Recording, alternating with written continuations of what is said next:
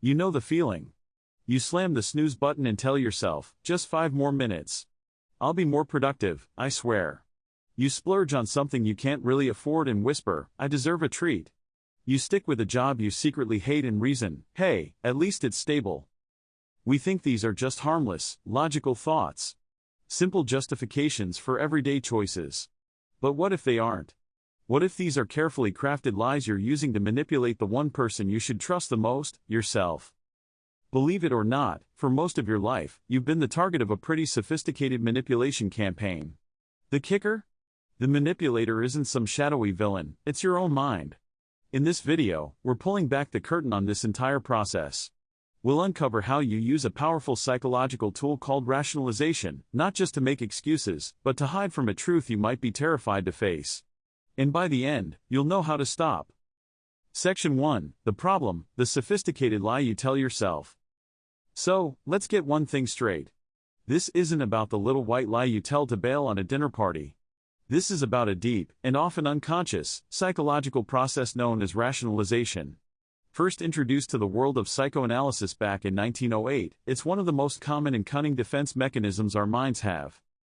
Rationalization is the art of creating a believable, logical reason for a feeling or behavior that actually comes from a place we don't want to admit to.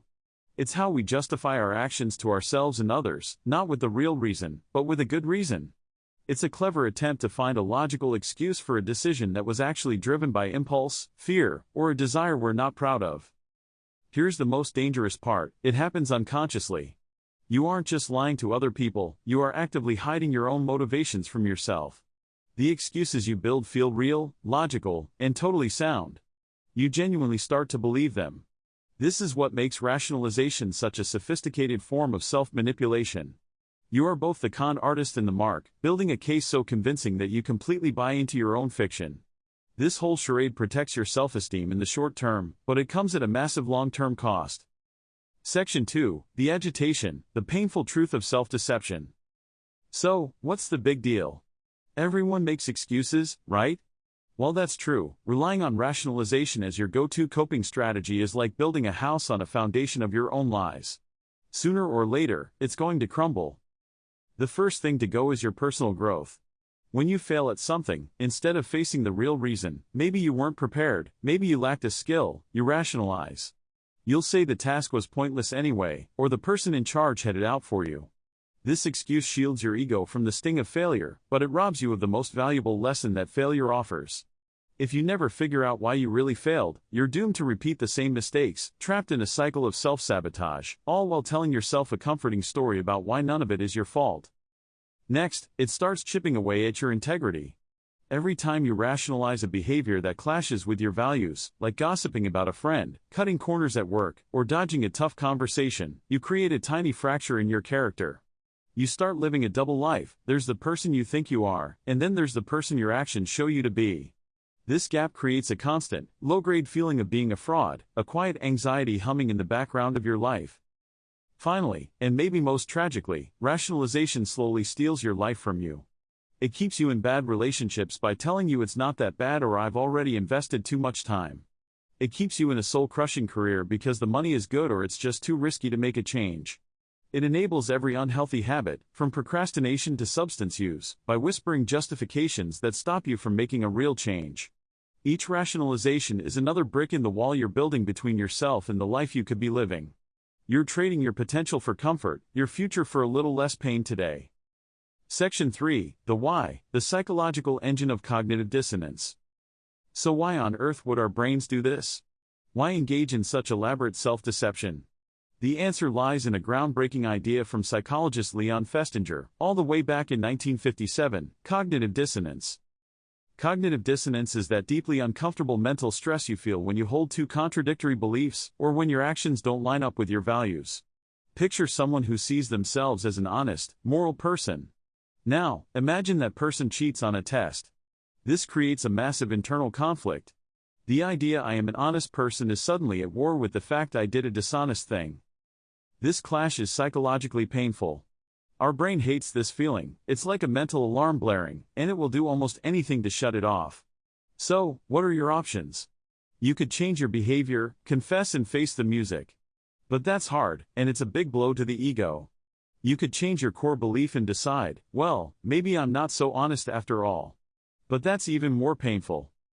Or, you can take the easy way out. You can rationalize. You invent a new thought that bridges the gap.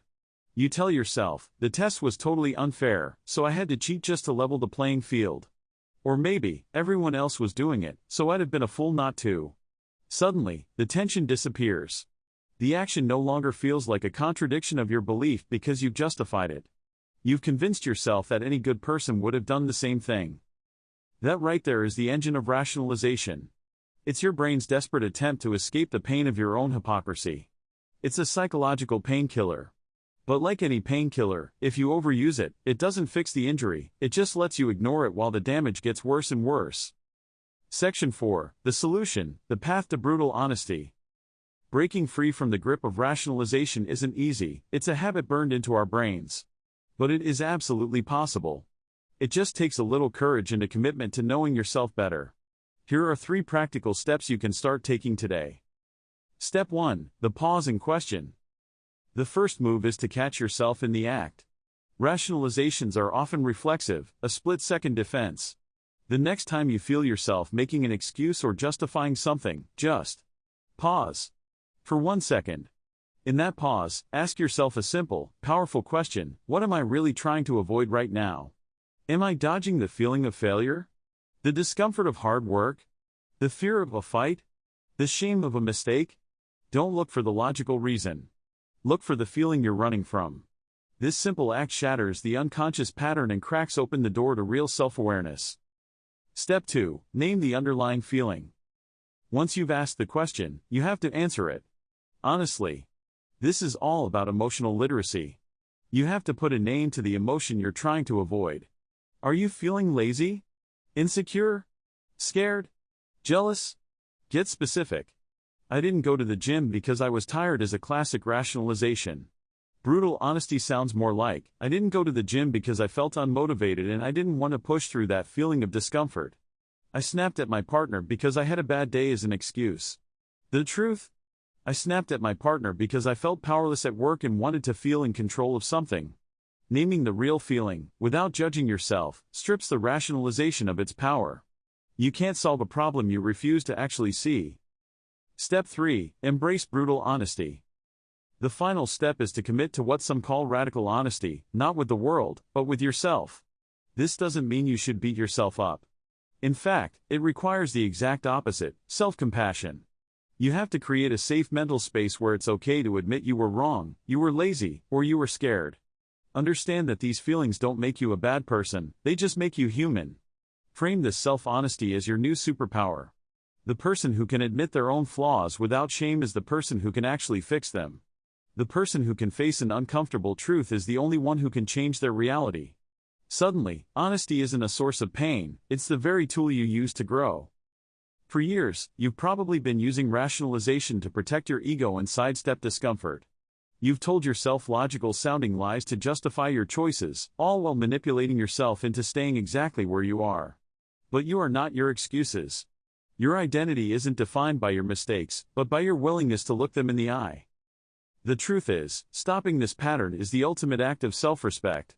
It's a declaration that you are strong enough to handle the truth of who you are, flaws and all. The freedom that comes from this is incredible. You no longer have to waste all that mental energy defending your own deceptions.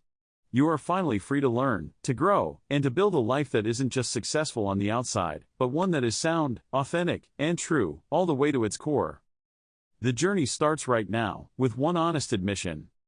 What's the most common excuse you tell yourself? What's the one rationalization you always fall back on? Be brave and share it in the comments below.